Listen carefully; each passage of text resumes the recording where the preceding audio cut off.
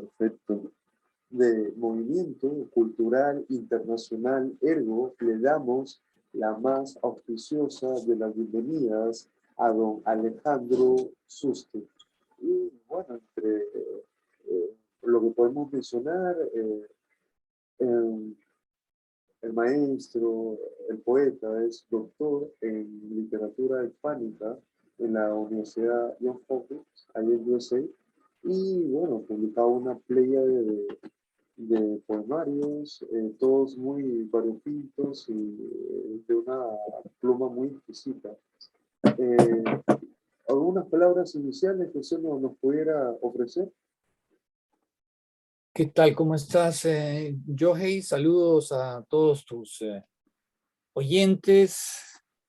Estoy acá tratando de adaptarme un poco a las circunstancias. Nada, feliz de estar aquí y bueno, agradecer nuevamente la invitación y bueno, interesado pues en responder tus preguntas y nada, si quieres podemos comenzar. Aquí yo ya... Sí. Sí, justamente hay algo muy llamativo, ¿no? Porque, por ejemplo, en nombre de la poesía como un eje prácticamente se ha llevado una serie de propósitos, algunos loables, pautados claramente por una calidad, pero también otras con una producción un poco baja, y creo que en nuestro país, sobre todo, a comparación de los países de Hispanoamérica, en Perú hay una mayor intensidad de lo que es la tradición, ¿no? Porque normalmente se comenta entre los poetas, ahí en la bohemia, en los bares, en la academia, lo que fuera, de que la poesía, a diferencia de los narradores, tiene como una garantía, ¿no? Como un plus valor que tendría que ser de que el poeta llega a tener una confianza un poco, digámoslo así, intrínseca, porque, bueno, sin importar si tiene muchos lectores o no, porque sabe que lo suyo se prolonga, o sea, va más allá, en el sentido de que el tiempo al final lo va a catapultar o en todo caso lo va a sentenciar. Y cuando uno empieza también hablando un poco de la tradición poética, uno puede tener más o menos fijado como un sistema bien concatenado, ¿no? Una especie de sincronía y otras diacronías totalmente atemporales, con líneas bien puestas, que puede ser lo estético, qué sé yo, lo estilístico, algunos dirán hasta lo filosófico o, cómo no, lo moral. Y siempre todo ello vemos, por ejemplo, como usted también, en sus poemarios, que se amplía, se desarrolla, en otras cosas se reformula, y cómo no, porque hay que decirlo, eh, se, perpe- se perpetúa. Entonces ahí comenzamos viendo también eh, todas esas grandes obras poéticas que no solamente pueden representar, claro, un presente continuo, sino también, claro, algunos dirán un presente inevitablemente sumergido en lo que es la coyuntura, pero también al seno de la propia tradición, ¿no? Y tradición queremos mencionar por lo que es la historia literaria, de la que bien podría apegarse a ella o no. Entonces, son como esos principios de escritura que son muy llamativos, porque algunos pueden ser como un perfecto derrotero y caminos o con registros muy variopintos y mixtos. Bueno, bueno, el Perú es un país que tiene una tradición poética muy rica, ¿no? Sobre todo a partir del comienzo del siglo XX, ¿no? Con poetas como José María Eguren, César Vallejo, en fin, ahí comienza la modernidad poética, ¿no? En nuestro país. Quienes contribuyeron a esto, bueno, fueron tres jóvenes que en el año 45 editaron una antología que es canónica, ¿no? Esos tres jóvenes fueron Sebastián Salazar Bondi, Jorge Eduardo Yeltsin y Javier Soloburen. Entonces, desde mediados del siglo XX, digamos, un grupo de jóvenes empieza ya a tener claro, ¿no?, quiénes son los poetas fundadores de la modernidad en el Perú. A partir de Eguren y Vallejo, bueno, luego aparecen poetas como Emilio Adolfo Westphalen, César Moro, Martín Adán. Luego llegará la generación del 50, ¿no?, con Blanca Varela, Jorge Eduardo Eyelson, Washington Delgado, en fin. Y se va consolidando pues esa tradición poética, ¿no? Y es probablemente una de las tradiciones poéticas más importantes en Latinoamérica, ¿no? Junto a la chilena y la mexicana, ¿no?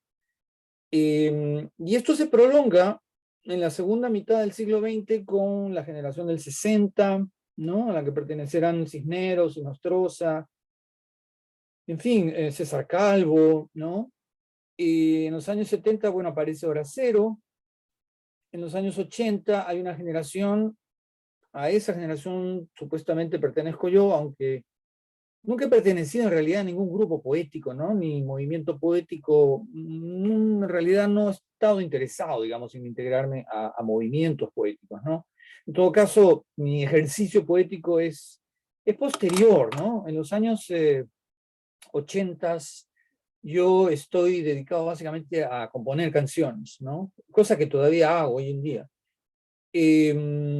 Recién una década después, en los años 90, empiezo a proponerme, bueno, empezar a escribir más sistemáticamente poesía, ¿no? Pero en ese momento estoy fuera de Perú, entonces estoy un poco desconectado de la escena poética peruana, ¿no? O sea, mis compañeros de generación aún en ese momento, bueno, son, digamos, los referentes contemporáneos que yo conozco, ¿no?, en los años 90. No estoy en el Perú en los años 90, recién regreso a fines de la década del 90, y en el año 2000, finalmente, recién en el año 2000, presento mi primer poemario, ¿no?, un poemario que se fue gestando en esos años en los 90, en que estuve fuera del país, ¿no? En realidad, generalmente yo lo que he tratado es de publicar libros que hayan demandado bastante trabajo, ¿no? No creo en la publicación, digamos, continua, ¿no? Pues sé que un libro demanda una inversión de energía, de tiempo, de unidad, ¿no? Hay una necesidad siempre de presentar un libro que tenga pues una unidad, me refiero al lenguaje, a la temática, a la digamos, integración de todos los poemas, ¿no? Por lo tanto, para mí la poesía siempre ha sido un ejercicio que ha demandado mucho tiempo. Ahora, ¿cómo me inserto yo en esa tradición poética? En realidad, sobre eso no puedo decir mucho. Considero que hay poetas valiosos en nuestra poesía en los últimos 20, 25 años, ¿no? Pero no te puedo decir que estoy, digamos, compenetrado con la escena poética, ¿no? A veces sí tengo una cierta, ¿cómo decir?, reticencia, ¿no?, a integrarme a la escena poética, ¿no? Son pocas las veces que participo de lecturas poéticas. En realidad mi ejercicio con la poesía para mí y es un ejercicio pues solitario, ¿no? O sea, siento que, bueno, y me gusta ser así, o sea, estar como aislado, digamos, ¿no?, del contexto.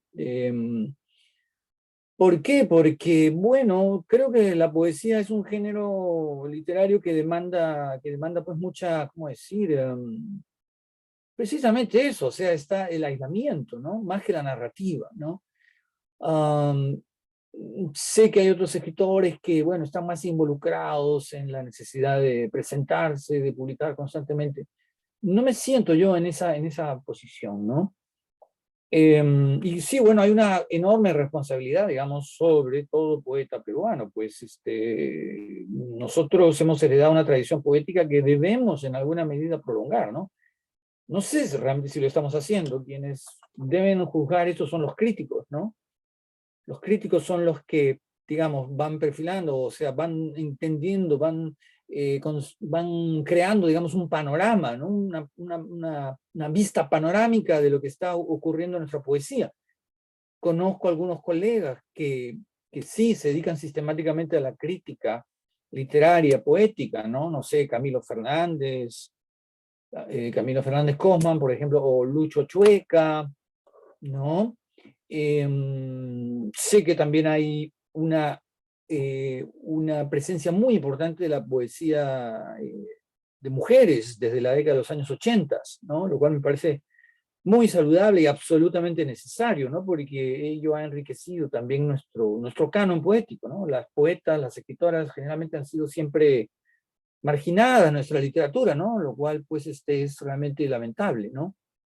Incluso veo ahora con satisfacción también que en la narrativa peruana hay figuras también muy importantes, ¿no? Como Karina Pacheco, en fin, Teresa Ruiz Rosas, ¿no? Entonces, digo, la gestación de eso que llamamos el canon o la tradición poética es siempre un proceso muy lento, ¿no? Muy lento. En realidad, solamente después de varios años uno puede empezar a tener una idea más bien de qué poetas, mujeres u hombres, han sido valiosos, ¿no? Yo creo que en el presente lo único que puede hacer un poeta simplemente es comprometerse a seguir cultivando su vocación, ¿no? Como escritor. Yo creo que eso es lo más genuino que puede uno ofrecer, ¿no? No creo en realidad, tampoco en los reconocimientos, ¿no? Los reconocimientos sobre todo, no sé, de poetas bueno, que no han demostrado, digamos, en su trayectoria ¿cómo decir? Un ejercicio continuo, constante, perdurable, ¿no? En fin, sobre todo hoy en día, las redes sociales también, lo que hacen las redes sociales es producir, ¿cómo decir? La sensación, ¿no? De que estamos en una eclosión, en un estallido, ¿no? De nuestra literatura, de nuestra narrativa, de nuestra poesía. Y la verdad es que, no sé, soy un poco escéptico también en relación a eso, ¿no? Las redes sociales en realidad te crean, digamos, un escenario que es, no sé, un poco ficticio, ¿no? Son muy útiles, sí, para la difusión, ¿no? Pero a veces tengo la sensación de que se celebra algo que en realidad no merece tanta celebración, ¿entiendes? Esa es un poco la idea, ¿no? No sé si he respondido la pregunta, ¿no? Sí, sí, magistralmente. Y hay muchos puntos que se deben tomar, sobre todo cuando usted nos tiene a bien comentar que no estuvo en el país. Y eso a mí me evoca la figura de Salazar Bondi, que usted también ha tenido bien comentarlo, en el sentido de su regreso al país, que data del 50, 53, más o menos, de que la memoria Sí. no falla. Ujú. Y fue algo muy llamativo porque o sea, en esos albores él fue sumamente crítico, eh, prácticamente su verdugo, ¿no? Con los primeros libros que él mismo produjo y sobre todo él era también enteramente consciente de lo que era o lo que podíamos llamar el uso del lenguaje, pero el dominio también del mismo. Y así podemos, por ejemplo, sentir también la influencia muy concatenada de, por ejemplo, hasta el mismo Jorge Guillén, por ejemplo. Y así Ujú. vamos, por ejemplo, volcar, contraponer a lo que son núcleos totalmente cimentados de vida que podíamos, por ejemplo, colocarlo en piedras angulares como la infancia, como la familia, la propia ciudad. Y creo que Ujú. en esa etapa Salazar Bondi no solamente, claro, él ya tuvo su propia voz, una voz auténtica, propia, refrescada, pero también en esa producción poética que algunos pueden decir que fue breve, pero que experimentó nuevos caminos, ¿sí? Bueno, sí, lo que dices es cierto, es decir, Salazar Bondi, al regresar de la Argentina, creo que es en el año 51, ¿no? Él regresa de la Argentina y en realidad ya venía reflexionando desde la Argentina, ¿no? Acerca de la necesidad de una poesía que no fuese, digamos, tan centrada en el yo poético, ¿no? Una poesía entregada, digamos, más a la experiencia, ¿no? La experiencia, ¿no? Eso está, por ejemplo, planteado en algunos de sus artículos periodísticos, ¿no? Entonces, sí, él reniega de sus 3 primeros libros, que son libros en realidad valiosos. Como tú dices, hay una cierta influencia de la poesía de Jorge Guillén en esos 3 primeros libros, ¿no? Guillén, el poeta de la generación del 27. Sí, a partir del 4.º libro, ¿cuál es el 4.º libro de Sebastián? A ver, déjame recordar. A ver, yo tengo a la mano la mayoría de estos libros, ¿no? Yo incluso tengo preparada una antología sobre la poesía de Sebastián. Estoy buscando un editor justamente. Y sí, tú notas a partir de su regreso, hay un vuelco, ¿no? Hay un vuelco en su producción, en general en su producción literaria, en toda ella, porque este es un escritor pues, que escribe poesía, que escribió narrativa, que escribió teatro, que hacía periodismo, y que finalmente, poco antes de su muerte, publica Lima la Horrible, ¿no? Tú notas, sí, que el lenguaje en Salazar Bondi se vuelve un lenguaje más coloquial, ¿no? Es una poesía más confesional. Es una poesía que además se empieza a volcar, digamos, a las experiencias, sí, ¿no? De la vida, de la infancia, de la adolescencia, ¿no? Pero aún así, que no renuncia pues a la búsqueda, digamos, de un lenguaje que sea expresivo, que sea reflexivo, pero que también responda a una necesidad de búsqueda, ¿no? Búsqueda de una autenticidad poética, ¿no? Por ejemplo, hay varios escritores, incluso mayores que Salazar Bondi, que juzgaban que el verdadero Salazar Bondi estaba en su poesía, ¿no? Emilio Adolfo Westphalen, por ejemplo, tiene un artículo que escribe cuando ha muerto Sebastián Salazar Bondi en el año 66, me parece, la revista peruana de cultura, me parece que es, publica un número en homenaje a Sebastián y ahí Westphalen escribe un texto sobre la poesía de Sebastián y también solo Uren, según recuerdo, ¿no? Y bueno, una de las cosas que dice Westphalen es esa, o sea, que a pesar de la multiplicidad de facetas que desarrolló él en vida, Sebastián, la del poeta fue la más auténtica, ¿no? Pero claro, el juicio de Emilio Adolfo Westphalen se funda en la tradición romántica. Es decir, para Westphalen, el poeta es el escritor que vuelca su mundo interior en el poema, ¿no? Eso es lo que ocurre en ese Salazar Bondi que regresa, ¿no? De la Argentina, ¿no?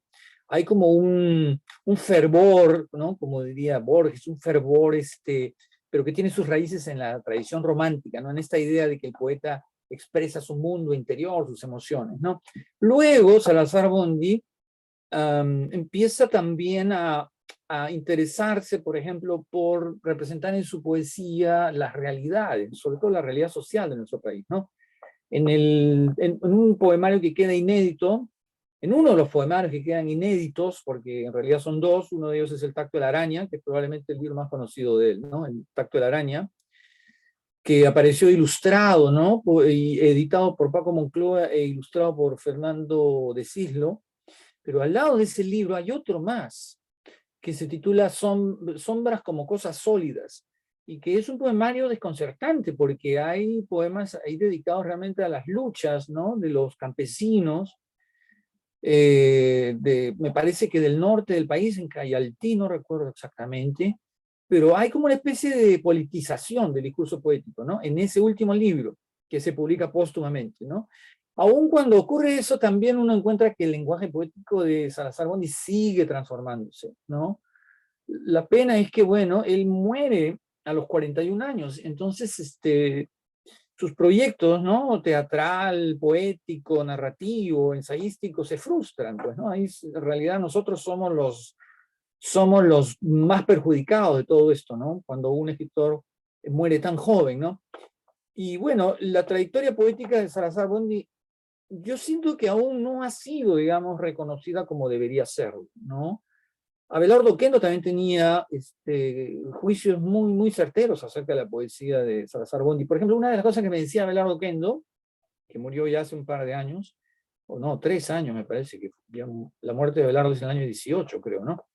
Bueno, Abelardo Oquendo me decía que él conoció pues a Sebastián Salazar Bondi y me contaba que Salazar Bondi no solía, digamos, comentar mucho acerca de su poesía, ¿no? Prefería mantenerla, digamos, en un espacio íntimo, privado, ¿no? Solía decir que sí, que todo hombre, en realidad, todo hombre culto escribía poesía, ¿no? Que escribir poesía en realidad no era algo tan, digamos, excepcional, ¿no? Que la mayoría de las personas que leían bastante, en algún momento escribían algo de poesía. Claro, lo decía con mucha humildad, ¿no? Y sin embargo, en materia, digamos, teatral, sí solía, por ejemplo, compartir sus ideas con los críticos, ¿no? Por ejemplo, con Oquendo, con Oviedo, etcétera, ¿no? Que eran menores que él, ¿no? Pero en el caso de la poesía no, prefería mantenerla, digamos, lejos del bullicio, ¿no? De la escena, digamos, literaria, ¿no? Pero yo siento que sí, ahí hay una deuda pendiente, ¿no? Me gustaría publicar esa antología poética porque de esa manera se difundiría, ¿no? La poesía de Salazar Bondi, más allá pues ya de las antologías, ¿no?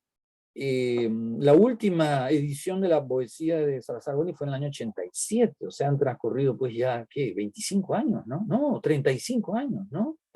Me falla la matemática, ¿no? 20, son 13 más, sí, 35 años. 35 años, Jorge.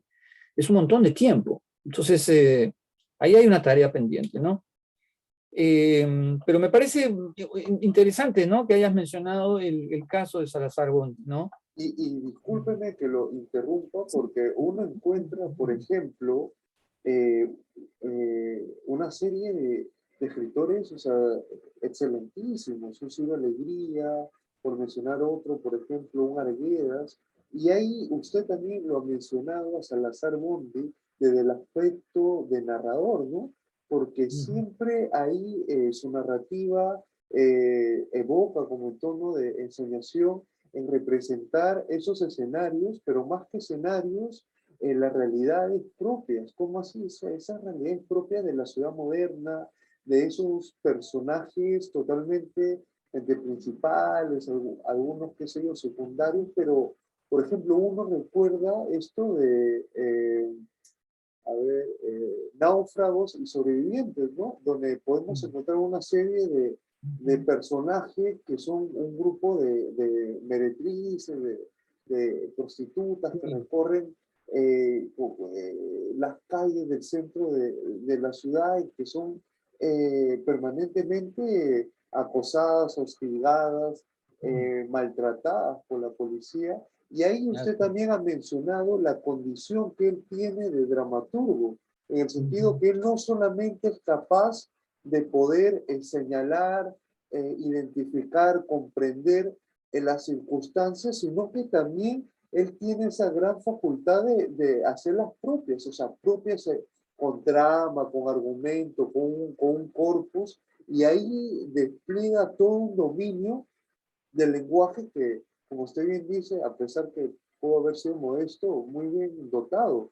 Y usted también ha mencionado, y ya le hizo el uso de la palabra para no ser un poco tedioso, sobre Lima lo horrible. O sea, todos bien sabemos que es un clásico de nuestra literatura y que ello se basa porque, o sea, es un libro que no solamente ha contribuido a la lectura, en la formación, en la práctica de muchos escritores, también hispanoamericanos, hacia la misma región de Temuco, Antofagasta, La Serena, y en Chile tú lo encuentras, que lo mencionan, lo estudian, pero también algo muy particular, ¿no? Que todas las ediciones se realizaron afuera de nuestro terruño, afuera de nuestro país. Y eso, o sea, y si uno también observa la crítica, la reseña de la época, o sea, fue sumamente, no sé si tibia, si ambigua, si, como dice por ahí, sin querer queriendo, ¿sí? Sí, Sí, has mencionado varias cosas. Una de ellas, bueno, Salazar-Mundi en realidad no se consideraba a sí mismo como un narrador, ¿no? Lo dice, por ejemplo, en ese congreso que se realiza en la ciudad de Arequipa, ¿no? En el año 65, creo que es, ¿no? O sea, esto es, en realidad, ¿sabes qué? Es un mes antes de la muerte de Sebastián, ¿no? Hay fotografías en las que uno lo ve y está un poco deteriorado, ¿no? Él sufría del hígado. Él muere de cirrosis porque no podía eliminar el hierro, el hierro de la sangre, entonces su hígado finalmente colapsa, ¿no? Pero bueno, aparte, digamos, lo que tiene que ver con su vida, con su desaparición, eh, sí es narrador y su narrativa es sobre todo una narrativa realista, ¿no? Realista como lo es la narrativa en general de la generación del 50, o sea, claro, salvo el caso de Loaiza, pongamos, cuando Loaiza escribe El Avaro, ¿no? Y otros textos, y de otros escritores de la generación del 50, en realidad lo que prima es el realismo, ¿no? En la narrativa peruana, ¿no? Desde que se inicia o que se va fundando, digamos, con Cero Alegría, con Arguedas, como tú mencionas, ¿no? El realismo, ¿por qué? Porque el realismo, pues, es un modo narrativo que permite acercarse a la realidad, representarla con cierta fidelidad, eh, que permite, digamos, transparentar, ¿no? Los problemas sociales, entenderlos, al menos esa era la concepción, al menos hasta los años 60. Hasta los años 60 se consideraba que una novela podía ser un instrumento para conocer mejor una sociedad. Ese fue el propósito, por ejemplo, de eh, esa famosa, ¿cómo decir?, discusión que se generó en el Instituto de Estudios Peruanos, me parece, ¿no? En el año 65, en la que se hacen presentes sociólogos, escritores, ¿no? Y el propio Arguedas, obviamente. Entonces, yo creo que Salazar-Bondi escribió relatos básicamente porque pensaba que a través de esos relatos se podían examinar, ¿no? Las complejidades del tejido social, incluso la situación de la mujer, porque tiene varios relatos en los cuales la mujer es protagonista, ¿no? Justo eso lo estaba discutiendo hoy día con unos estudiantes de la Universidad de San Marcos. Y bueno, en sus obras teatrales también, ¿no? Está la representación de la clase media, también de personajes históricos, ¿no? Y en la crítica de teatro que él publicaba en el diario La Prensa a lo largo de los 50 y más tarde en El Comercio, él hace explícita su insatisfacción, digamos, con el teatro de vanguardia, ¿no? Más bien elogia a Bertolt Brecht, ¿no? Es decir, él está a favor de un teatro que también contribuya a un mejor conocimiento, digamos, de la sociedad, ¿no? Un teatro en el que se representen sus sectores, sus diversos sectores, estratos sociales, etcétera, ¿no? Y,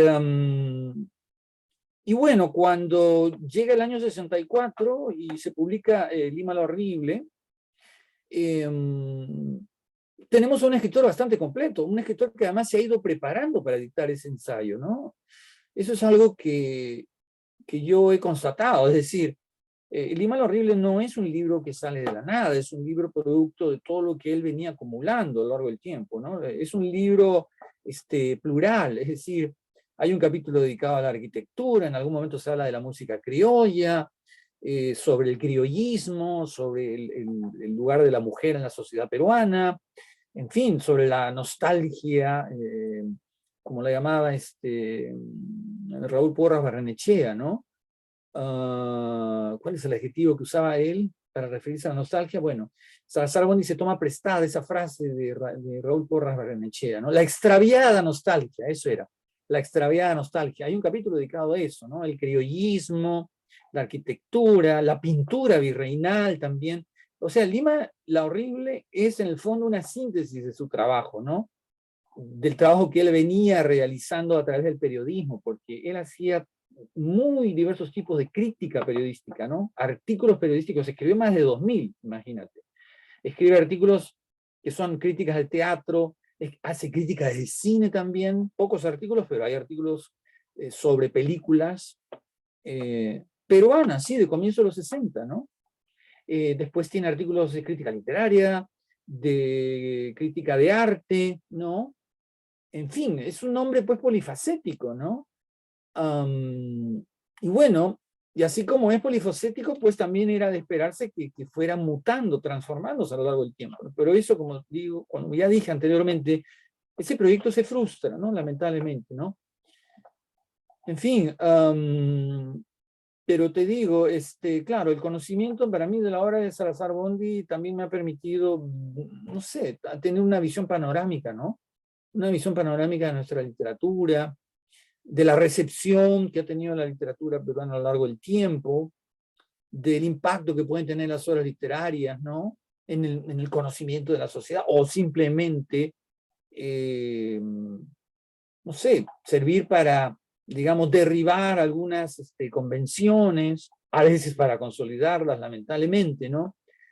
Pero todo eso, como lo dije al comienzo, es un, digamos, constatar la importancia de la obra de un escritor toma tiempo, ¿no? No es algo que uno lo valore o lo vea claramente apenas se hace conocida esa obra, ¿no? Salazar Bondi, cuando estaba vivo, pues sí había obtenido premios, galardones que lo habían situado en una posición importante. Además, él empezó muy joven también, ¿no? Empezó muy joven, es decir, mira, en el año 45 ya había publicado esa antología de la cual hablé al comienzo, ¿no? Año 45, tenía 21 años. ¿Entiendes? Es un escritor prematuro, o en todo caso, es un lector y un crítico, un no sé, un canal de difusión de la literatura peruana ya desde el año 45, porque en esa antología están incluidos Vallejo, Martín Adán, Eguren, Oquendo Damat, que son todos poetas que, bueno, algunos de ellos ya no estaban con nosotros, pero acababan básicamente de publicar sus libros, no sé, una década, 2 décadas antes, ¿no? Eso creo yo que habría que ser claros en expresarlo, ¿no?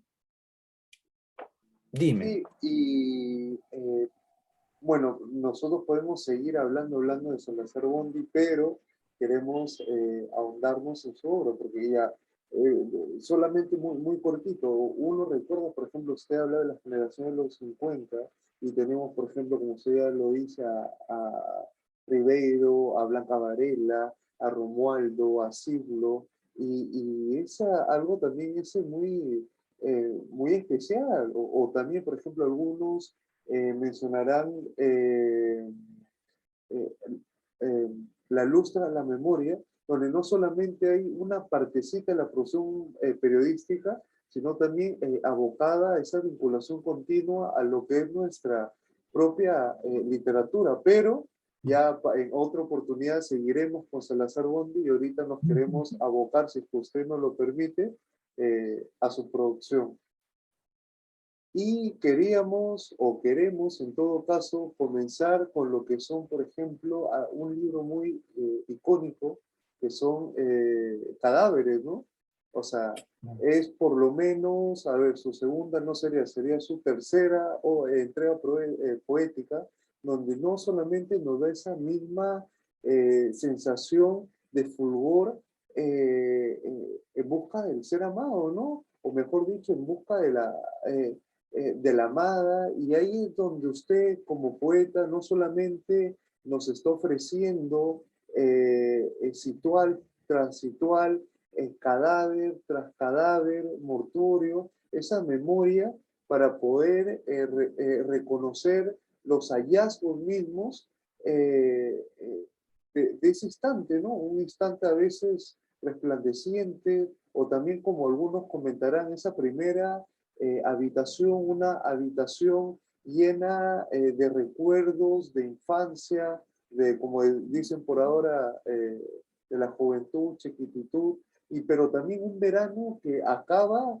de iniciarse casi con esas arenas transparentes, limpias, con unas gaviotas muy distintivas, ¿no? Unas gaviotas hundiéndose en ese mar tan característico, pero también muchos levantarán la mano y dirán, por sus lectores voraces, esto de la segunda habitación, que es una segunda habitación donde no solamente,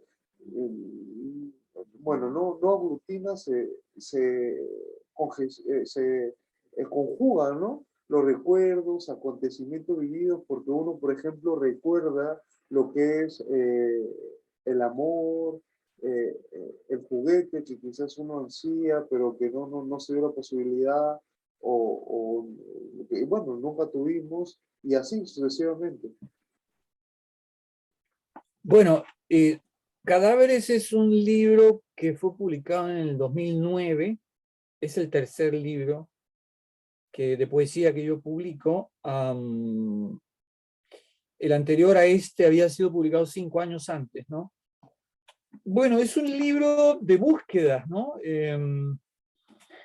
De este libro, bueno, yo intenté, digamos, ¿cómo decir?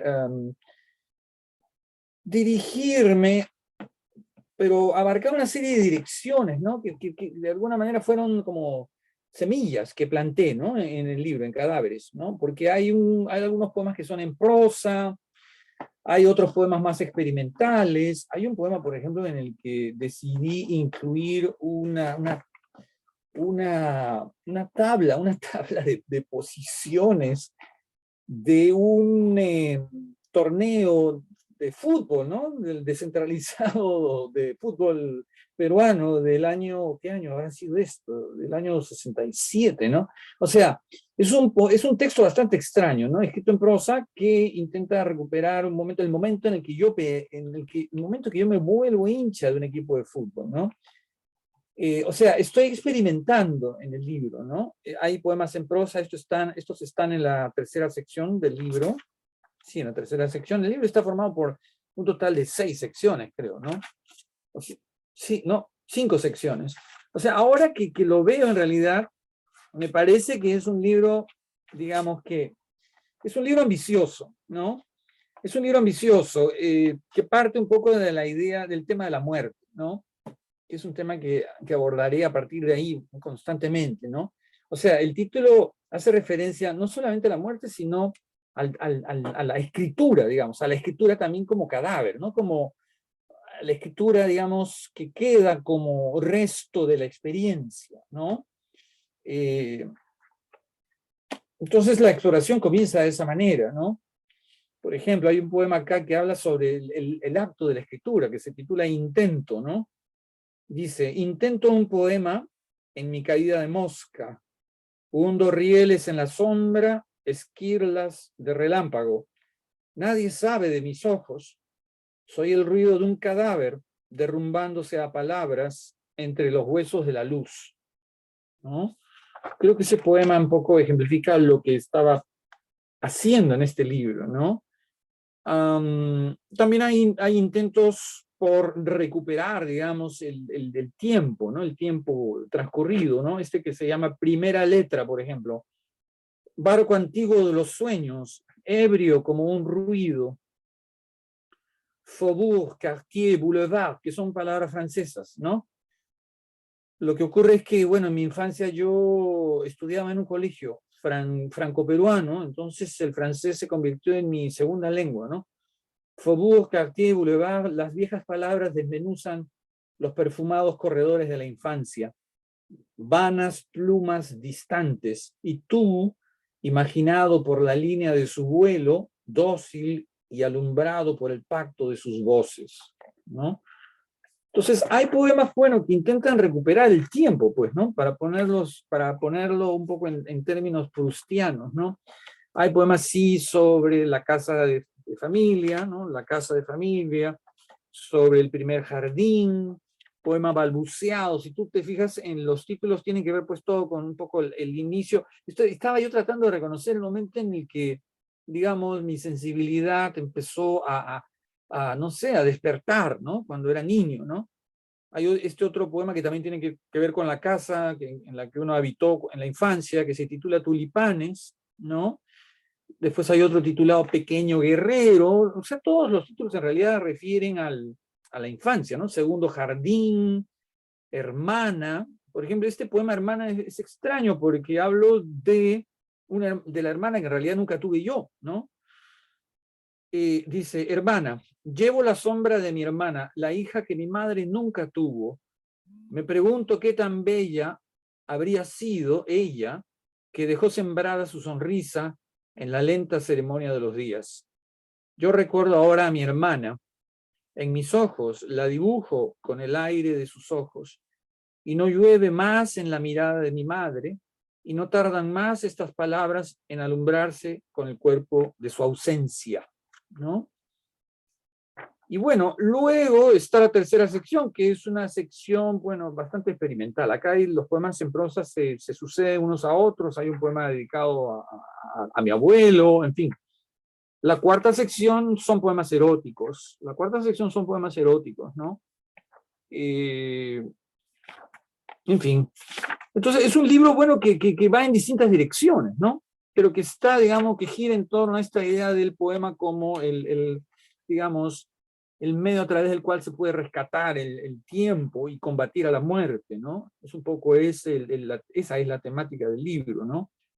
Luego de este libro, No, paradójicamente... discúlpeme un momentito. Por ejemplo, en la tercera habitación nosotros encontramos que el cadáver no solamente reclama su espacio, su lugar entre los seres vivos, los seres de carne y hueso que respira, y ahí nosotros podemos encontrar un lenguaje coloquial, por ejemplo, hasta algunos también dirán experimental. Por ejemplo, usted ha mencionado esta tabla de equipo de fútbol de los 70, y uno ahí encuentra o lo encuentra concretamente con el poema Inviernos, o también esa cuarta habitación, una cuarta habitación desde la aproximación, pero no somera, sino la aproximación al primer amor, o sea, pasando por esas caricias de la madre en cada primavera, en cada verano, pero sobre todo también por la llegada de cómo se llega al erotismo,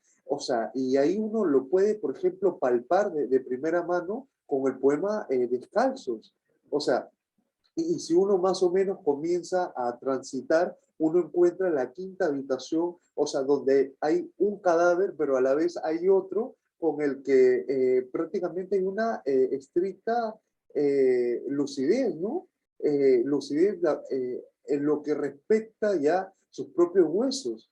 O sea, y uno también puede encontrar, quizás, por mencionar algo, ese testimonio, ¿no? De la señora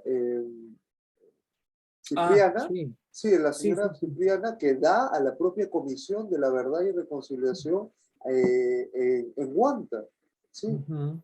Y ahí, por ejemplo, a raíz de eso, uno puede encontrar nómina de huesos, por ejemplo. Sí, claro que según recuerdo, es el título de un poema de César Vallejo también, ¿no? Sí, es un libro ambicioso, ¿no? Ahora que lo veo, digamos, después de tantos años, han transcurrido, ¿qué? Casi... la matemática siempre ha sido mi debilidad. 22 menos 9 son, ¿cuánto? 13 años, ¿no? 13 años, más de una década ha pasado, ¿no? Ahora que, bueno, lo voy revisando, no lo he vuelto a leer, digamos, con frecuencia, pero es un libro ambicioso, ¿no? Es un libro con el que yo pretendí un poco, ¿cómo decir? No sé, pues desarrollar, crecer, digamos, ¿no? En el ejercicio de la poesía. Eh, y bueno, creo que en parte se logró eso, ¿no? Tú sabes que en nuestro medio, en realidad, la poesía es un género incomprendido, ¿no? Son muy pocos los lectores de poesía, en realidad, ¿no? Son muy pocos, porque la poesía exige, digamos, exige un compromiso muchísimo mayor con la lectura, ¿no? Y no solamente con la lectura, sino con la relectura, ¿no? O sea, realmente para ingresar al universo de la poesía hay que releer,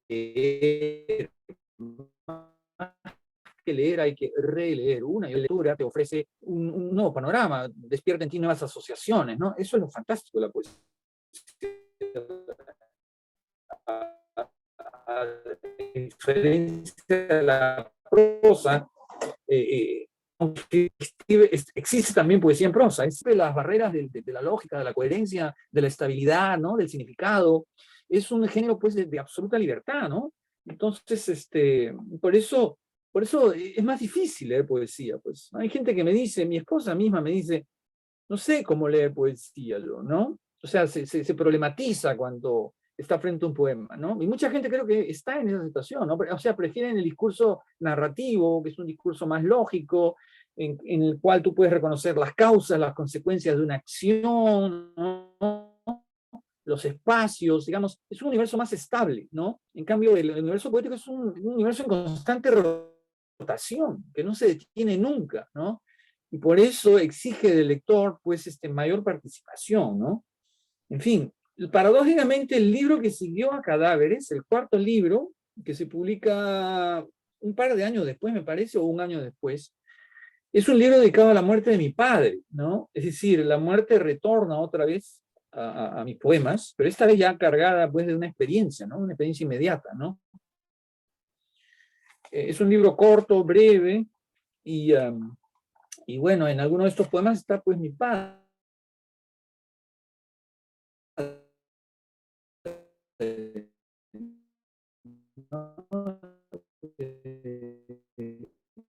el cuerpo de mi padre ya, pues no queda otra cosa que entristecerse ante la muerte de un ser querido, ¿no? Es algo, es una experiencia que en realidad por la cual, ¿no? Sobrellevar, ¿no? Difícil, pues, ¿no? Como toda experiencia de este tipo. Y bueno, aquí sí, está también, sí, la figura, ¿no? O la ausencia del padre, ¿no? En realidad, compañía poética, ¿no? Ausencia existencial, compañía poética, ¿no? Acá hay algunos poemas que me gusta, cómo quedaron, ¿no? Vistos así a la distancia. Por ejemplo, hay un poema que se titula Bicicletas. Dice así: girar los pedales, aprender a balancearse en el aire, torcer a la derecha, luego a la izquierda, doblar la curva de la manzana, desempolvar la cáscara del miedo. Presumo que fue eso lo que me legaste sobre el ala del avión o la espuma de la orilla. Fue eso, deshacerse de las pieles de la infancia, brotar sobre la arena del desierto, desatarse de los lazos, los rubores y las lágrimas. Y no sé muy bien si lo aprendí después de todo. Hacer de piedra de cartón, hojalata o carbón. Me doblé siempre en las esquinas como los ganchos de tu armario. No caminé erguido ni miré de frente a los ojos. No desplegué banderas, retorcí los clavos o mastiqué las balas. Solo un girar y girar y girar de pedales en el aire. Un aprender a balancearse bajo el frío, a torcer la cara de derecha a izquierda, cuando la pena nos acecha en la curva de la muerte, ¿no? Ese es un poema que está dedicado a mi padre, como estos poemas del libro, y habla un poco sobre cómo él me enseñó a montar bicicleta, ¿no? Eh, Hace millones de años de eso, ¿no? Y bueno, este es un libro, pues, de duelo. Este libro se titula, por eso se titula Escombros de los días, ¿no? En fin, después de Escombros de los días, llegó No, el quinto. discúlpeme usted que Sí, lo interrumpa. Por sí. ejemplo, en Escombro de los Días uno puede encontrar, por ejemplo, esa forma de cómo usted comprendió las historias de su progenitor, pero también cómo una y otra vez las anécdotas siempre se presentan, ¿no? Porque, por ejemplo, muchos dirán esta gran escopeta con la que se cazaba pichones, o también sus años muy jóvenes allá en Chile. O algunos también comentarán, por ejemplo, esas filmaciones de 8 milímetros de cintas familiares, imagínense, y que estaban prácticamente como testigo un crucifijo, ¿no? Que colgaba Sí, azarosamente de la pared así es. y así las enfermeras, de todo de esa forma. Pero hay también algo muy particular, porque ese libro fue ganador del libro de poesía breve de Hipocampo Editores. Y Ajá. es como que esa partida abrupta de su padre quiso retenerlo, quiso no fomentar su quiebre de este mundo, sino hacerle una formal y muy merecida despedida. Porque uno Sí. también, por ejemplo, puede encontrar, y disculpe que sea tan tedioso, citas, por ejemplo, a Watanabe o algunos que también comentarán al gran Eduardo Chirino, ¿no? Porque Sí. durante la enfermedad que sufrió su señor padre, se Ujú. sabe que usted leía mucha poesía para de una forma eh, que las imágenes se hagan mucho más cercanas, pero también hay una segunda parte muy reflexiva, porque muchos recordarán al Tánatos, que hay, y claro, una gran referencia o sea, muy bien marcada a lo que es los Heraldos Negros de Vallejo. Y así también Ujú. podemos encontrar, por ejemplo, una tercera suerte como de cántico o cantata a la vida o a lo erótico también, y esa cuarta que es el tránsito o las ruedas solares del tiempo, ¿sí? Sí. Sí, es un libro de despedida, ¿no? Pero es, o sea, como tú mencionas, en realidad, o sea, el libro sí está impregnado de tristeza, pero también está impregnado, digamos, sí, de anécdotas, ¿no? Que surgían de la memoria, ¿no? Mi padre, por ejemplo, cuando estaba hospitalizado, él nació en Chile, pues mi padre era chileno, ¿no? Am, y ya te contaré otras anécdotas sobre eso. Lo interesante de todo esto es que mi padre era chileno, pero la familia de mi madre, en la familia de mi madre hubo muchos militares, ¿no? Peruanos. Uno de ellos fue mi tatarabuelo, que murió en la batalla de Miraflores. Entonces, cuando nosotros éramos pequeños, mi hermano y yo, ¿no? Somos dos hermanos, en la mesa a la hora del almuerzo, a mi padre le gustaba mucho la historia, pero él tenía la versión de la Guerra del Pacífico, que era la versión chilena, ¿no? En esa versión, bueno, los peruanos pues eran poco menos pues que declarados incompetentes, hasta cobardes, ¿entiendes? Y yo la verdad pues a veces no me gustaba escuchar ese tipo de comentarios, ¿no? Entonces me puse a leer la historia de la República de Basadre para estar un poquito más informado para poder discutir y debatir con él, ¿no? Y poco a poco me fui dando cuenta pues que la versión que él tenía de la Guerra del Pacífico era pues la versión que, que los chilenos tienen en la guerra del Pacífico. Una serie de discusiones y a veces hasta incluso hasta de peleas, ¿no? Eh, con decirte también que en esa época, cada vez que jugaban Perú y Chile un partido de fútbol, no podíamos verlo nosotros frente al mismo televisor. O sea, yo en un momento dado decido ver esos partidos. Es una época del fútbol peruano muy buena, ¿no? En fin, yo en ese momento me iba a ver los partidos de fútbol a otro televisor. Habían dos televisores en la casa. Yo me iba de arriba, al piso de arriba, a la habitación de mi padre, ahí me ponía a ver el partido y él celebraba los goles chilenos y yo celebraba los goles peruanos en otro lugar de la casa, ¿no? Entonces, bueno, estas anécdotas un poco como que alimentaron también el recuerdo de la memoria del padre, ¿no?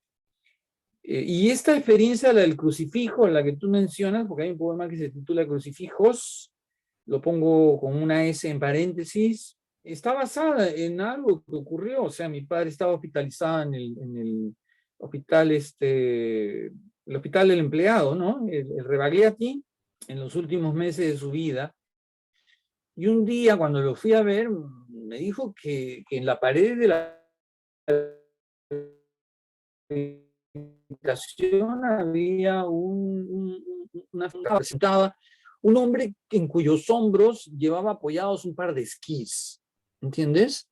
Y yo cuando escuché eso, bueno, me pareció pues muy extraño, ¿no? En realidad lo que él estaba viendo era un crucifijo, ¿no? Lo que pasa es que él había sido esquiador, él en su juventud había sido esquiador en la nieve, en Chile.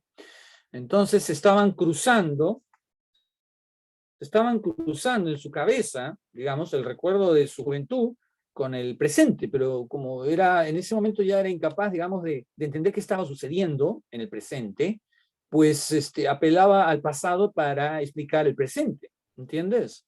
Era como si estuvieses tú tratando de, no sé, de traducir la experiencia inmediata con las herramientas del pasado, digamos, ¿no? Y eso era lo que pasaba, ¿no? En realidad no estaba bien, pues, de la cabeza, ¿no? Estaba sufriendo, pues, de demencia.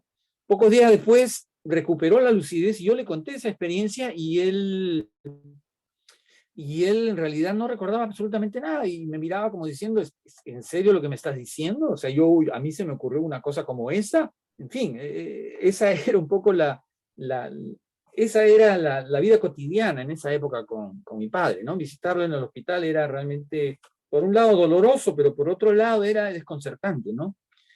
En fin, bueno, ese fue el cuarto libro. El siguiente libro... Discúlpeme algo muy pequeño Sí. porque usted paralelamente elabora un trabajo musical, ¿no? Que también es contemporáneo o paralelo a lo que es, o conjunto con lo que es Escombros, porque es allá por los albores del 2010 y es Ujú. algo muy, muy llamativo, porque son unos, a ver, serán unos 12 no, son 15 canciones Ah, donde hay ujú. una Avenida de los Muertos, ¿no? Que habla también sobre la temática del libro, pero que también Ah, sí. tiene una serie de directrices creativas y hay un prolijo intelectual y artístico o sea, muy probada, sí. Sí, bueno, sí, en el año 2010, ese mismo año, o fue el 2011, ya la memoria ya me falla, ¿no? O el 10 o el 11, sí, edité un álbum de canciones, ¿no? Que se titula Underwood. Underwood, que en realidad es una especie de pequeño homenaje a Martín Adán, ¿no? A los poemas Underwood, de La Casa de Cartón. Y bueno, sí, ahí hay una canción dedicada a mi padre también que se titula Avenida de los Muertos, que es la última canción del disco, ¿no? Te felicito porque realmente has revisado toda esta producción, a veces un poco, no sé, caótica. No sé si caótica, pero en fin. ¿No? Pero bueno, el tiempo siguió transcurriendo. En el año 2012 presenté un libro al premio Copé y afortunadamente obtuve el premio Copé de Plata con un libro, que también, en el cual pretendí plasmar un poco mi experiencia de migrante, ¿no? O sea, es un libro que recupera un poco mi experiencia de vida, digamos, fuera del Perú, ¿no? En la época en que viví en Estados Unidos, yo estuve 8 años viviendo en Estados Unidos, hice un doctorado, primero un doctorado. En esos 8 años yo no regresé al Perú. Es decir, rompí mis lazos con el Perú durante esos 8 años. Y nada, este libro es un poco la recuperación de ese otro tiempo de mi vida, ¿no? De ese periodo de mi vida, ¿no?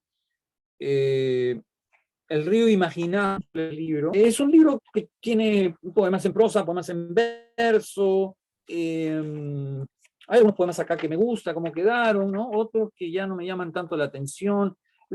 Hay personajes en este libro, algunos de ellos son peruanos que emigraron y que nunca más regresaron a su país y que se quedaron en la memoria con una imagen de su país totalmente congelada, ¿no?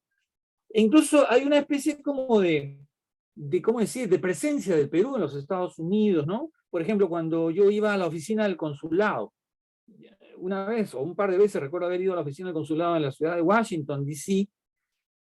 En esa época yo vivía en una ciudad que estaba al norte de Washington, D.C., de la capital, que se llama Baltimore, ¿no? Bueno, de ahí surgió este poema que se titula Oficina del Consulado, DC, ¿no? DC es la abreviatura de Distrito de Columbia, ¿no? Es donde están todos los edificios, digamos, federales, ¿no? De los Estados Unidos, el gobierno federal, ¿no? Los ministerios, en fin. Bueno, el poema dice, personajes de cualquier oficina pública del Perú, escenas de los dramas y atávicos conflictos de la patria que resurgen en los prototipos de la eterna víctima, el oportunista encumbrado y otras caracterizaciones ancestrales. 2 puntos. 1. El ayayero que conoce al cónsul y satisfecho le saluda después de exonerarse del pago de la multa por no votar en las elecciones.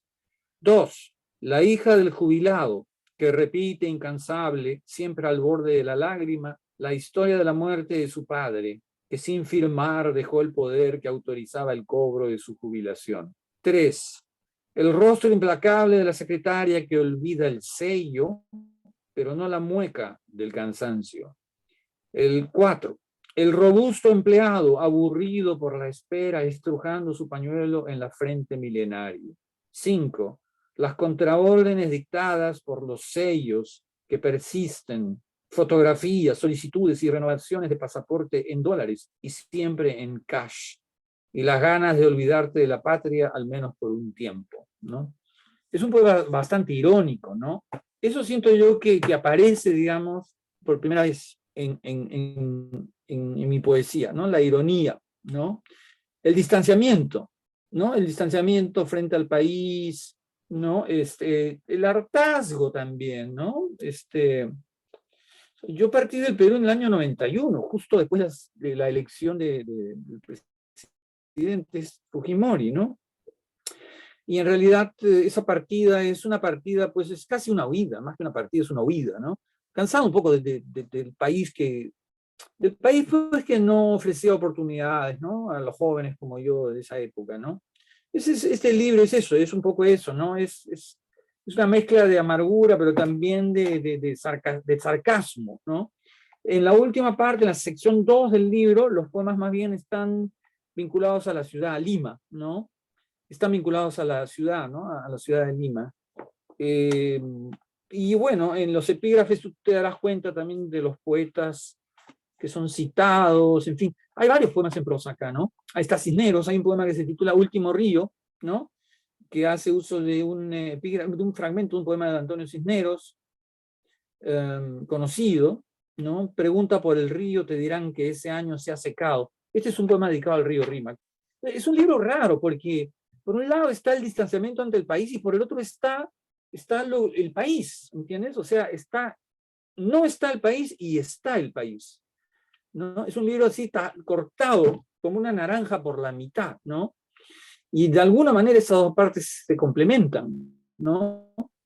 De alguna manera lo digo porque en realidad eso se supone que es lo que pretendía hacer, ¿no? O sea, hablar del Perú desde cerca, pero también desde lejos, ¿no? El río imaginado sería entonces la frontera, pues, ¿no? La frontera que separa esas dos mitades, ¿no? Ese fue el quinto libro, eso fue en el 2012, ¿no? Ya, pero un momentito. Ese libro, Sí, disculpe, porque hay que situar un poco al lector, porque como usted bien nos dice, hay una evidencia concisa en el empleo de la prosa poética, pero también en esas dos partes primeras que remiten estos dos universos universalidades culturales disímiles, ¿no? Porque encontramos, por ejemplo, el hemisferio norte, el hemisferio sur, pero también visto desde la perspectiva o desde la inflexión de la argumentación, se tiene aquí una dimensión comparativa que no solamente se subyace a un procedimiento, ¿no? Porque como usted nos dice, la experiencia de un migrante hasta USA, y encontramos, por ejemplo, con postales americanas, ¿no? Donde no solamente se denomina este primer apartado del hemisferio del norte, sino también, como usted también nos lo recarga magistralmente, la vivencia, la representación que significa volver al terruño, al Perú, con Costa de Lima, que es uno de los sí. poemas más intensos al respecto, y así podemos encontrar el aquí, el allá, y como usted bien nos dice, ¿no? Sí. Sí, tienes razón, es decir, cuando yo regresé, después de esos 8 años afuera, para mí eso fue pues un choque brutal, ¿no?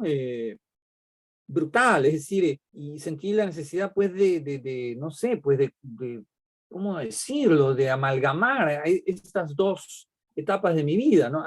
Esta nueva que comenzaba, este nuevo, digamos, este reencuentro con el país, ¿no?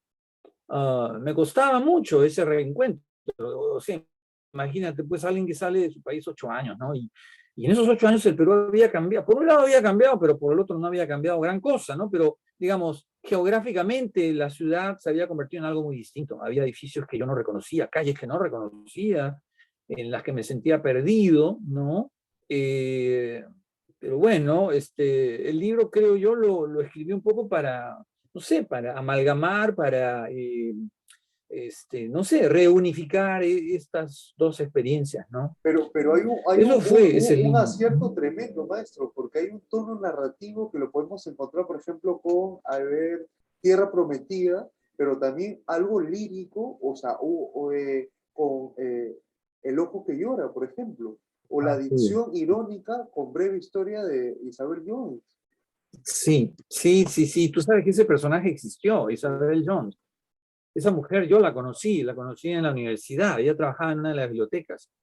Y era una mujer que, bueno, que en ese entonces no había regresado al Perú, hacía ya más de 20 años. Yo no sé si seguirá viva, ¿no? Era mayor, ¿no? Pero sí, hay personajes ahí peruanos que yo conocí en Estados Unidos.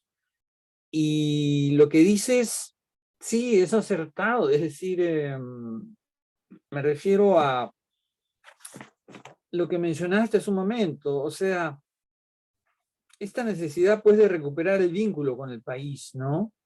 Eh, sí, y sí, lo narrativo, eso quería mencionar, lo narrativo, o sea, creo que es el primer libro en el que ya lo narrativo empieza a manifestarse más, ¿cómo decir?, intensamente, ¿no? Lo narrativo yo poco a poco lo fui incorporando en mi poesía, ¿no? No es una cosa de brusca, fui poco a poco incorporándolo porque me interesaba también, pues, ¿no? La historia, o sea, la acción, la articulación de voluntades, los conflictos, ¿no? Como si hubiese un hilo argumental, ¿no? Tejiéndose detrás de los poemas. Eso era lo que quería yo que empezara a desarrollarse, porque, ¿sabes qué? Después de este libro, que este es del 2012, 2 años después yo publiqué un libro de prosa que se llama Estacatos. Y es un libro de textos muy breves en prosa, que narran pasajes de mi infancia y pasajes de mi adolescencia, ¿no?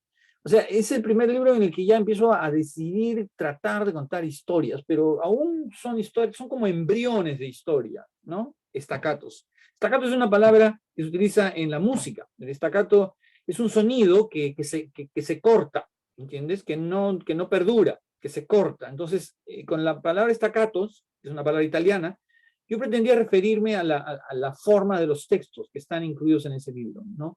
Que son pequeños, son como fragmentos, son como instantáneas, ¿no? Pasajes, pasajes de la infancia, en fin. Eso fue ese libro Estacato, que bueno, lo tengo en el estante. Después viene en el año 2014 ocurrió eso, en el 2016 publiqué un libro de mi cuento que se llama Aspavientos. Aspavientos, que está formado por 3 volúmenes. Y luego me presenté otra vez al premio Copé y esta vez obtuve el Copé de bronce. Tuve suerte otra vez y bueno, pero este es un libro distinto, ¿no? Este se llama Bajo la mancha azul del cielo. Es un libro también dividido en 2 grandes secciones. Sí, pero me va a disculpar. Sí, dime. Como como decimos ahí en el norte, no me tire con palo. En Aspavientos, por Sí. ejemplo, uno ya empieza a evidenciar un terreno donde el objetivo es referirse, ¿no?, netamente a la historia concreta, porque usted ha construido personajes, los diseña a través de un conflicto y también con resultados muy significativos, porque como usted bien nos dice, la obra está dividida en unos 3 pequeños volúmenes, pero muy sugerentes, porque hay que mencionar también al gran Mario Molina con las ilustraciones. Ah, Y en el sí, primero, por ejemplo, usted no solamente concentra las observaciones de manera cifrada, ¿no? Y algunos también comentarán muy anecdótica, alegórica, en lo que es el absurdo, esa psicosis de una sociedad como la nuestra, como la peruana, que por un lado apuesta por un bienestar,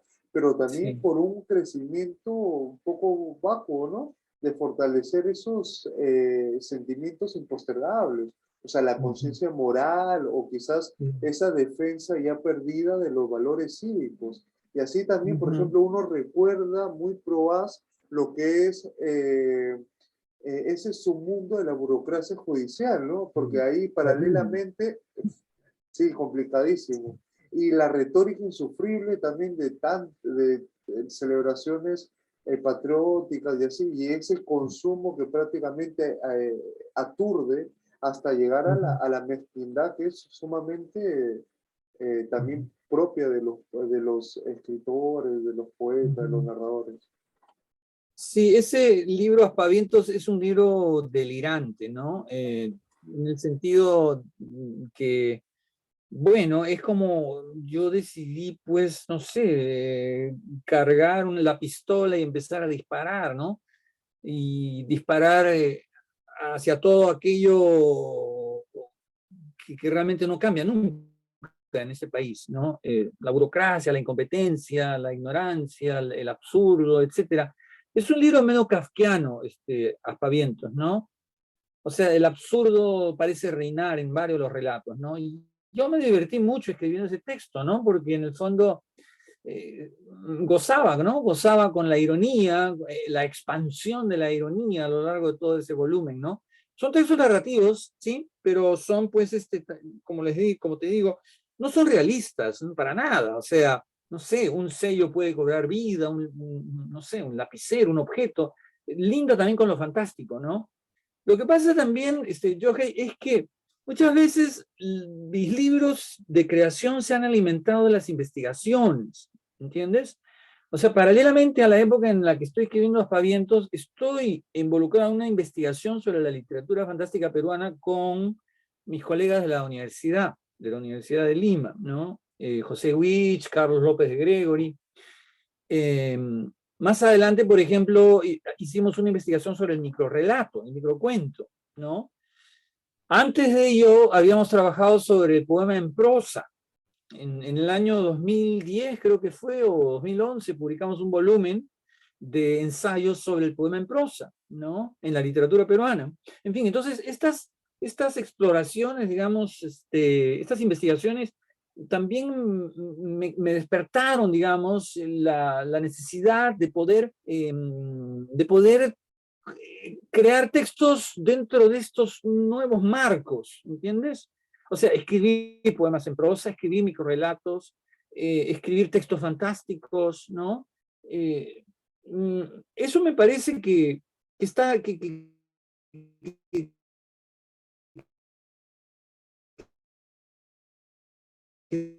que se va definiendo poco a poco en todo lo que es el lado de la investigación. Creo que eso alimenta también, ¿no? La creatividad. Es fundamental. Eso ya se hace evidente, por ejemplo, en el siguiente libro de poesía, que es del cual estaba hablando hace un momento, que se publicó en el 2018, me parece que es, sí, 2018. Este es un libro que está también dividido en dos partes. La primera de ellas se refiere a ciudades, ciudades que tuve la oportunidad de conocer en el año, que primero visité en el año 2016.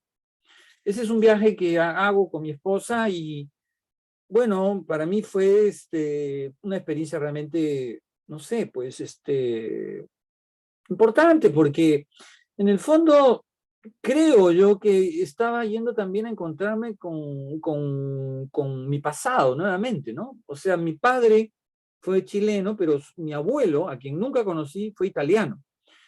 Nunca conocí a mi abuelo murió antes del final de la Segunda Guerra Mundial, imagínate, hace ya un montón de años de eso. Bueno, mi abuelo era de Vicenza. Vicenza es una pequeña ciudad del norte de Italia, ¿no? Del Véneto. Está relativamente cerca de Venecia. Bueno, la idea fue que bueno, yo me encontré allá con un familiar mío, un primo mío, el primo lejano, en fin, y la experiencia, bueno, de pasear por estas ciudades, ¿no? Roma, Venecia, París, para mí fue realmente como un, no sé, pues una especie de despertar, ¿no? De nuevo despertar, ¿no? Entonces el libro surge de ahí. El libro surge de estas visitas a las ciudades, a los museos, eh, y también estimulado por, eh, por mi, ¿cómo decir? Mi contacto con la pintura, con el arte, sobre todo con la pintura, ¿no? Porque hace ya casi 20 años, o creo que 20 años, que yo enseño un curso que se llama Estética y Comunicación en la Universidad Católica, y es un curso en el cual yo, bueno, me baso en el análisis de imágenes, imágenes que son de pinturas, pinturas canónicas del arte occidental. Y bueno, he tenido que leer, investigar, nutrirme, ¿no? De información para poder hablar acerca de esas pinturas, de quiénes las pintaron, ¿no? Hombres y mujeres, y qué dijeron los críticos o el público cuando estas pinturas fueron exhibidas por primera vez, en fin. Entonces, eso también alimentó mi curiosidad. O sea, cuando yo hago ese viaje, voy con la intención también de ir a los museos, ¿entiendes? Porque quiero encontrarme con alguna de esas pinturas. Por ejemplo, la Olimpia de Manet, que es una pintura que inaugura, digamos, la modernidad en el arte, ¿no? Es una pintura de 1863. Es una mujer desnuda, que en realidad es una prostituta, ¿no? Acompañada de una sirvienta afrocaribeña, ¿no? Es una pintura escandalosa para su época. Es una pintura de ruptura. Entonces, yo voy un poco, me encuentro con las ciudades, pero también me encuentro con estas pinturas, ¿no? Y eso pues alimentó este libro. Te digo que yo me acuerdo que cuando regresábamos al hotel, en realidad fuimos a varias ciudades, yo terminaba agotado, pero me ponía a escribir, o sea, a pesar de todo el agotamiento, a pesar de todo lo que uno había caminado, a pesar de todo lo que uno había, digamos, toda la energía que uno había invertido en todo eso, yo me ponía a escribir, Yohei, me ponía a escribir y escribía y escribía y escribía, o sea, y no paraba, porque era una especie como de, ¿no? Algo que estaba saliendo y saliendo y yo tenía que dejarlo salir, ¿no? En bruto, obviamente, porque luego iba a tener que refinarlo, pero fue una experiencia muy intensa, ¿no? La experiencia del viaje es siempre nutritiva, ¿no? Fantástica. El viaje es fundamental. Pero en ese caso, para mí, ese viaje fue realmente, provocó una especie de explosión creativa, ¿no? Y de ahí salió este libro, ¿no? El que se titula Bajo la mancha azul del cielo.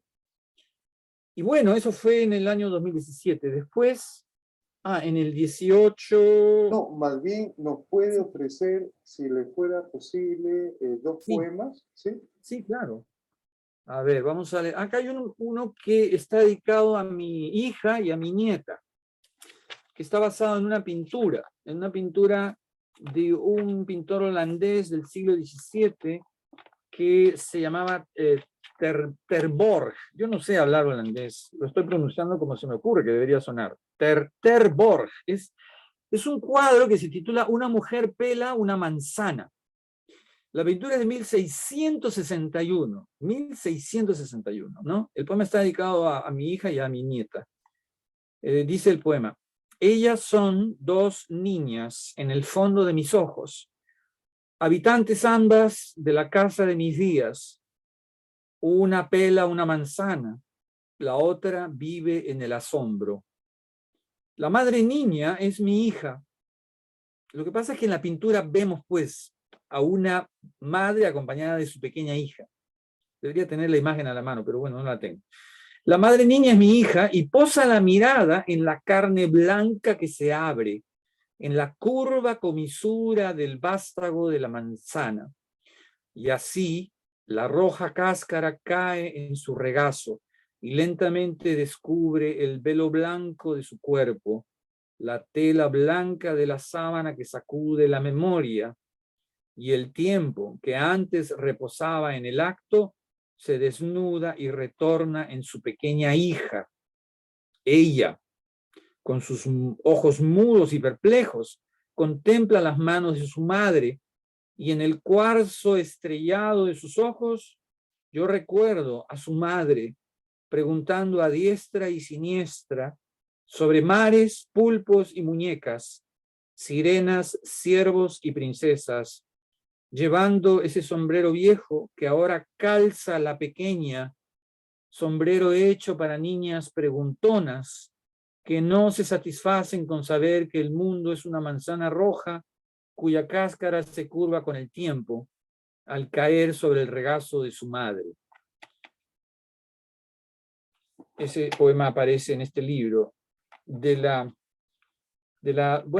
¿qué otro poema me gusta de este libro? A ver, veamos un momentito. Ah, el poema sobre Venecia, por ejemplo. Hay un poema acá sobre Venecia. A ver, ¿dónde está el poema sobre Venecia? Acá está. Acá está, en la página 18. Un momentito.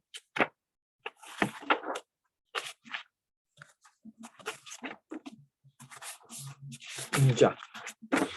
Venecia se titula el poema, ¿no? Y tiene un epígrafe de Thomas Mann. Thomas Mann, bueno, escribió una novela, pues, ¿no? Muerte en Venecia, ¿no?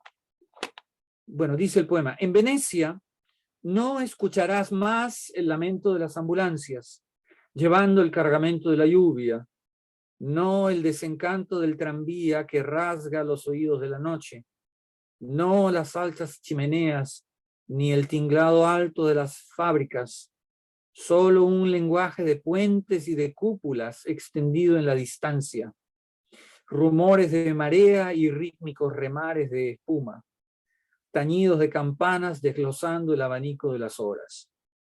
Venecia, isla de callejas, de palacios, plazoletas, pórticos, mercados, ciudad inverosímil erguida entre el mar y tierra firme, de cóncavos celajes hundidos bajo columnatas, nave, pez, cuerpo, que jamás encallará como lo hacen los barcos, que hambrientos de tierra se precipitan hacia las profundidades del océano. Nave, pez, cuerpo, en el que yo también me hice isla, puente, laberinto, náufrago arrojado hacia los confines de tus playas. Venecia. En la plaza de San Marcos se acumulan vuelos de gaviota, procesiones de sombreros, parasoles de bañistas, y el verano ya se anuncia en el Grand Hotel de Bain. Es un hotel que está localizado en una isla, en la isla de Lido, Grand Hotel de Bain, que aparece en la novela de Thomas Mann. Y el verano ya se anuncia en el Grand Hotel de Bain, que lame el Adriático con su lenta lengua de cenizas. El verano con sus damas, doncellas, hijos que devuelve la resaca del invierno, verano de los pobres y los viejos que trazan su sombra por debajo de las banderolas, verano suspendido como una rosa blanca por el aire, inclinando su sombrero al roce de las olas. Venecia, los pilotes juegan bajo el agua un ajedrez verdoso y la masa de un féretro arde por el gran canal. Y yo, desde un balcón iluminado, contemplo las nubes que recorren tus ventanas, el cuerpo de tu nave que ahora me viene a la memoria, como una góndola perdida en el centro de la noche, pez alado que retorna atravesando el teatro del mar, trayendo en sus brazos una ofrenda que ya nunca más volveré a acariciar. Ese es el poema sobre Venecia. En fin, bueno, oye, ya cuántas horas tenemos hablando de todo esto. Y viene el último libro, Yohei, que es este libro que ya es exclusivamente dedicado a las pinturas, ¿no? Un reloj derramado en el desierto. Sí, y ahí, si usted nos lo permite, nosotros son, a ver, unos 20, no, son 30 poemas, donde son prácticamente de una o dos páginas cada uno, y prácticamente surge con dos artes poéticas que anticipan, claro, la estrategia que usted tiene no solamente acercarnos a los cuadros, sino hacerlo de manera muy probaz. Por ejemplo, nosotros sabemos que el primero es visita al museo y usted Sí. no solamente ahí propone observar como quien discurre por un entramado, por un laberinto, y es, Ujú. claro, recorrer el cuadro describiendo, viendo las texturas, la técnica pictórica, pero también los signos y significado del mismo. Y ahí es donde hay una estrategia que no solamente usted emplea en los poemas, como por ejemplo esta de eh, las meninas, que es de esa alusión a Diego de Velázquez, claro, Diego de Velázquez, del Sí. 1600 y tantos, 40, Ujú. 50 y tantos, o también, por Ujú. ejemplo, de Manao, ¿no? Del gran Paul. Y así podemos también, por ejemplo, el gran ecuatoriano Osvaldo Guayasamín. Y son Sí. cositas muy propicias, sí, sí, sí, sí. Sí, es un libro que propone una especie, sí, de recorrido, ¿no? A través de un museo imaginario, ¿no? Son pinturas, yo en realidad, como hace un momento leí ese poema dedicado a mi hija y a mi nieta, yo ya venía trabajando el tema, digamos, del vínculo entre la poesía y la pintura. La poesía y la pintura siempre han estado vinculadas, ¿no? En Grecia, en la antigüedad, bueno, la poesía tenía un prestigio muchísimo mayor que el de la pintura, ¿no? Pues los griegos juzgaban, bueno, que las artes liberales eran pues inmensamente superiores a las artes manuales, ¿no? Como tú sabrás. En el Renacimiento ese tópico lo retoma Leonardo da Vinci en su tratado de pintura, pero Leonardo se atreve a afirmar lo contrario, es decir, que la pintura está colocada por encima de la poesía, ¿no? O sea, que la pintura ya no aspira a ser como la poesía, ¿no? Sino que la pintura, pues, puede ir más allá de lo que logra, digamos, la palabra poética, ¿no? Entonces, el vínculo entre poesía y pintura siempre ha existido, ¿no? En este libro, sin embargo, yo no me dedico tanto a describir las pinturas, eso hubiera sido un poco ocioso, ¿no? Yo lo que hago es un poco explorar qué ocurrió detrás de la pintura, o qué ocurrió con la pintura a lo largo del tiempo, ¿no? O qué dijeron sobre la pintura los críticos de arte, o qué dijeron los espectadores que vieron esas pinturas, o qué, o sea, o qué hizo posible estas pinturas, ¿no? ¿Qué circunstancias hicieron posibles estas hicieron posible estas pinturas, ¿no? Me imaginé, por ejemplo, al pintor o a la pintora, digamos, ¿no? Realizando el trabajo artístico, ¿no?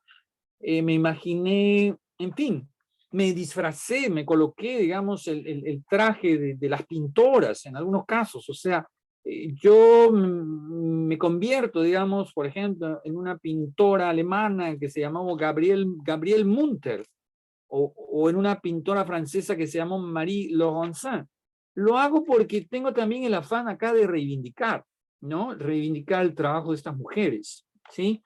Porque como ha ocurrido también en la literatura, pues las mujeres han sido un poco condenadas al olvido, ¿no? Por sus pares masculinos, ¿no?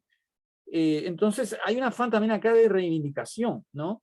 De todas estas artistas eh, que en su momento pues también volcaron pues su talento, ¿no? Y que fueron muchas veces ignoradas, ¿no? No sé, te puedo leer alguno de estos, ¿sí?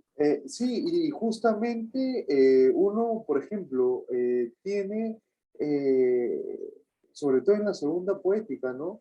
Porque hay un poema que es la pintura y donde se destaca fielmente esa quietud, esa serenidad de las imágenes. Por ejemplo, usted nos dice,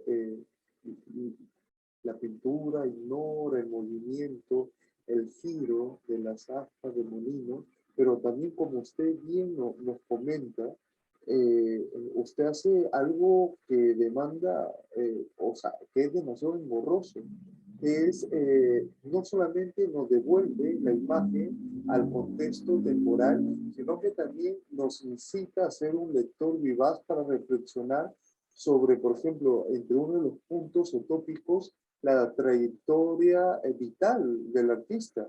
Por ejemplo, uno para poder entender propiamente a lo que es el poema, no, o sea, no necesariamente vas a necesitar sumergirte en el cuadro, sino también tener la información sobre la vida de esta pléyade de pintores, algunos poco conocidos, pero también algunos muy, muy famosos, como por ejemplo eh, Leonardo, Doria, Leonardo da Vinci. Leonardo, sí.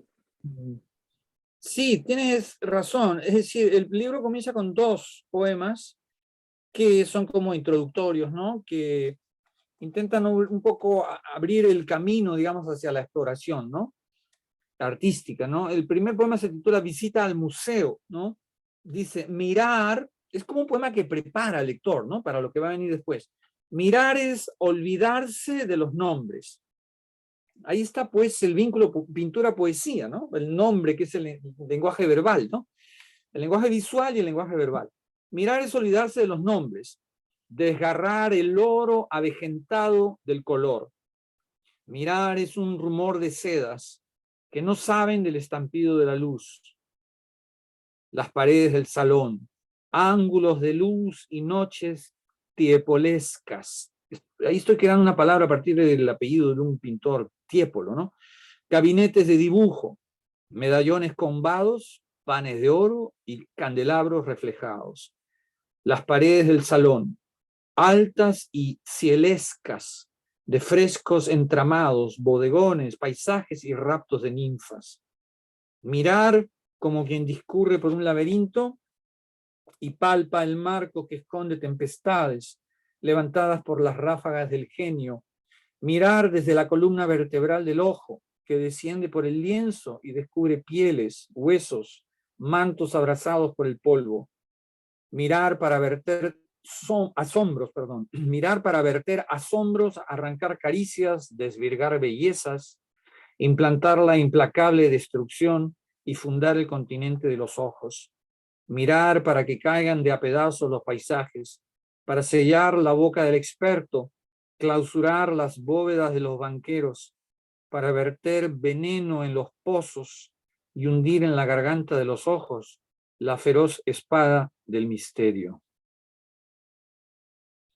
Ese es el primer poema del libro. Y bueno, tú mencionaste hace un momento Las Meninas, ¿no? A ver, este es el poema basado en la pintura de Diego de Velázquez, de 1656, ¿no? Las Meninas. De pie, frente al lienzo, pincel en mano, sumergido en la distancia de su tiempo y la penumbra del palacio, el pintor nos contempla como si huyéramos, atrapados por el collar luminoso, la estela de una luz promiscua que ingresa en el recinto. Una distancia infinita lo separa de nosotros, una caída por donde la pintura pierde irremediablemente su sustancia. Somos la cosa, el objeto, pero también el viento perpetuo que hace que la superficie del lienzo vibre como un diapasón o como el liso velo del estanque que se agita mientras, ceñido en la mano del artista, nervioso el colibrí de la existencia, besa el lienzo una y otra vez tiñéndolo de su saliva. Los reyes parecen ausentes y sabemos que la infanta morirá muy joven, pero todo eso resulta insignificante comparado con el pulso, la mano del pintor que se alza como una ola sobre el lienzo, intentando asir el gesto vivo de la infanta, la carne viva del instante atrapada en la penumbra de su tiempo. Entonces, bueno, en ese poema no trato solamente de escribir lo que estamos viendo, ¿no? Sino de, bueno, hablar los personajes que están ahí encerrados en la pintura, que viven dentro de la pintura, ¿no? La infanta, los reyes, el propio Velázquez también, ¿no? En fin, después, bueno, son poemas ordenados cronológicamente, ¿no? Hay este poema que está basado en una pintura de Pablo Picasso, que se titula Los dos hermanos. Este poema se lo dedico a mi hermano. mi hermano Octavio. Dice, te traigo desde lo hondo del jardín, allí donde no hubo más que un día de barcas y sonrisas como espejos. Te llevo a través del desierto, la arena calcinante bajo mis pies, la mirada abierta al horizonte, y entonces me detengo en los ojos del hosco pintor que intentó ceñirnos a la tela, rodeados por la arena y el viento, y me pregunto si supo él que siempre fuimos uno solo, con las barcas y los pétalos, el agua y las plantas que crecían en lo hondo del jardín al lado de la infancia. Ahí llega otra vez la infancia, ¿no? Sí. En fin, podría continuar leyendo pues, por el resto de la noche, ¿no? ¿Usted cómo tomó ese premio internacional de poesía Rubén Darío? ¿En qué circunstancias usted le informaron? ¿Cómo fue el procedimiento para la entrega del premio? Si nos pudiera dilucidar un poco de ello. Sí, bueno, yo envié este poemario en el mes de octubre del año 2019. Y bueno, 4 meses después, ya fue creo que en febrero del 2020, poco antes de la pandemia, un día sonó el teléfono y mi esposa me dijo, te llaman de Nicaragua. Entonces yo me quedé pensando, Nicaragua, ¿cómo puede ser Nicaragua? Y luego me acordé de que había enviado el libro. En serio, o sea, la asociación no fue inmediata. O sea, imagínate pues que habían pasado 5 meses, no sé. Y bueno, ahí yo intuí que algo había pasado, ¿no? Intuí que algo había pasado. Y de pronto nada, o sea, empecé a escuchar por el auricular la voz, una voz que hablaba pues con un acento y un canto diferente al nuestro, ¿no? Y que me informaba que habían elegido el libro como ganador del premio. Al comienzo me costaba entender eso, ¿no? Me agarró totalmente de sorpresa. Y luego bueno, quedamos en que íbamos a seguir en contacto, ¿no? Para poder ir a la ceremonia de premiación. Pero lo que ocurrió fue que empezó la pandemia, pues en el mes de marzo, ¿no? Empieza la pandemia y todo esto, yo compré un pasaje a Nicaragua, ¿entiendes? Pero el vuelo se suspendió y total nunca pude ir a Nicaragua. Nunca pude ir a Nicaragua y al final, nada, la idea era que se iba a publicar el libro allá y que lo iban a enviar acá a Lima. Pero todo se fue complicando y complicando y complicando. Es decir, en Nicaragua la situación económica era realmente precaria, ¿no? Entonces no tenían fondos para editar el libro, al menos no lo hicieron en el primer año. Recién lo pudieron editar al año siguiente, o sea, en el 2021. A mí se me ocurrió, bueno, que el libro debía ser editado también en el Perú, pues, sobre todo en el Perú, ¿no? Entonces me puse en contacto con Germán Coronado, de la editorial Peisa, y bueno, Germán felizmente, digamos, llegó a un acuerdo con el Instituto Nacional de Cultura de Nicaragua, y nada, pero también, bueno, acá la situación económica también era bien complicada para las editoriales peruanas, ¿no? En el 2021 incluso, ¿no? Yo varias veces me comuniqué con Germán porque quería tener alguna idea de cuándo se iba a poder publicar este libro, ¿no? Hasta que finalmente, no sé si fue en diciembre del año pasado, que ya él me confirmó que de todos modos se iba a publicar el libro. El libro se llegó a publicar en Nicaragua, pero hasta ahora no he recibido los ejemplares. Y es probable que no los reciba todavía durante un buen tiempo, ¿no? Porque no estaban en condiciones de enviarlos al Perú, ¿no? En principio me iban a enviar, no sé, unos 300 ejemplares, pero eso quedó inconcluso básicamente porque les resultaba imposible, ¿no? Si la situación en nuestro país era complicada, imagínate cómo será, pues, ¿no? En Centroamérica. Entonces, nada, el libro no llegó de allá. Entonces, finalmente, Germán cumplió con el compromiso y, bueno, el libro se editó hace un par de meses. Y nada, para mí fue como cerrar un capítulo, ¿no? Un capítulo bastante largo, ¿no? Un capítulo además doloroso porque la pandemia, pues, nos marcó a todos, ¿no? En alguna medida, ¿no? Entonces, bueno, en esas circunstancias surgió el libro, ¿no? Y, y bueno, una vez que se cierra un libro, se abre la posibilidad de abrir otro, ¿no? Y en eso estoy ahora un poco, ¿no? Estoy un poco en eso, o sea, tratando de consolidar otro grupo de poemas, de textos, que tengan una unidad interna, en fin, ¿no? Es un trabajo largo, como lo dije al comienzo, ¿no? Es un trabajo que toma mucho tiempo, ¿no? Así es. Mire, nos ha escrito Cocolizo Villafuerte del Pino, y es un bajista tangneño que también anda por Iquique y que siempre lo sigue usted, así que se le manda saludos a él por Muchas estar gracias. presente. Muchas gracias. También me parece dos alumnas de la Universidad de Lima, a ver que lo tiene muy presente usted. ¿Qué nos puede comentar sobre su experiencia, justamente por el comentario? La Universidad de Lima, bueno, mira, hace ya casi 20, no, ya son más de 20 años que enseño en la Universidad de Lima, ¿no? El profe rockero.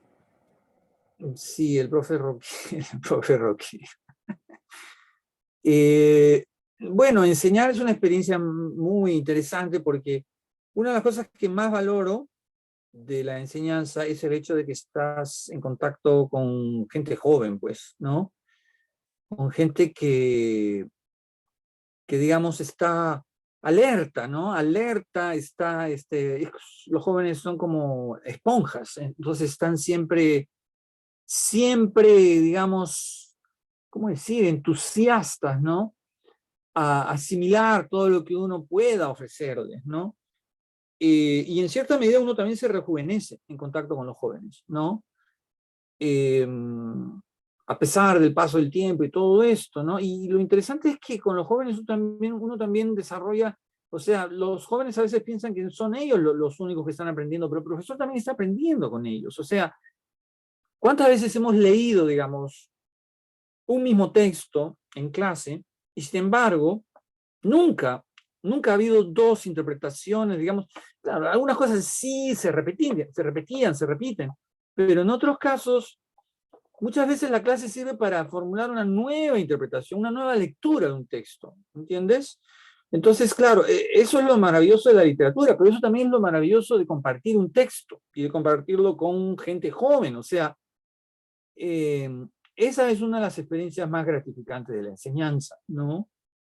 Ahora, en la mayoría de los casos yo trato de mantener un poco distanciadas mis vidas, mis diferentes vidas, ¿no? O sea, la del profesor y la del músico, por ejemplo, ¿no? Eh, Prefiero hacerlo así, ¿no? Además, pero hay algunas cosas en común, digamos, entre la experiencia del profesor y la experiencia del músico, ¿no?